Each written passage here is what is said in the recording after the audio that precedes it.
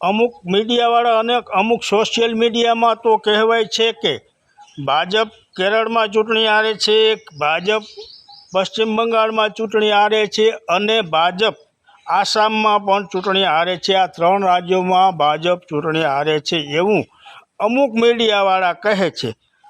તેથી ગભરાઈને ભાજપના એક નેતાએ આસામમાં ચૂંટણી ઢંઢેરો કહ્યો કે જો આસામમાં ભાજપની સરકાર આવશે તો દરેક ઘરમાં એક ગાય અને એક ભેંસ આપવામાં આવશે, મતલબ 1.5 લાખ રૂપિયા, ભેંસનો લાખ અને ગાયના 50,000, તેથી દરેક ઘરને 1.5 લાખ રૂપિયા આપવામાં આવશે, આવું વચન તેમણે આપેલું છે।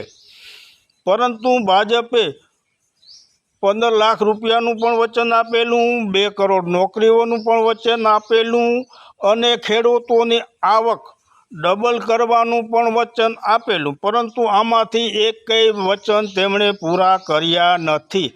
અને સાહેબ, આસામમાં એક ભેંસ અને ગાય આપો છો તો ગુજરાતમાં તો આપે બાંડી બકરીએ નથી આપી, શા માટે ભાઈ? ગુજરાતનો શું વાંક?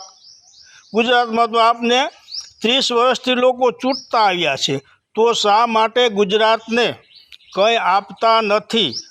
પરંતુ આપ તો કહો છો કે આ બધા ચૂંટણીના જુમલા હોય છે, તો શું ખરેખર આ જુમલો જ છે?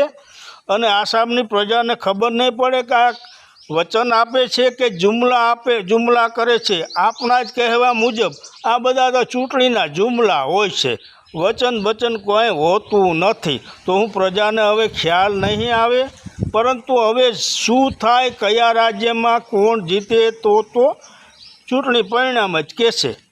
ત્યાં સુધી રાહ જોવાની રહી। જય માતાજી।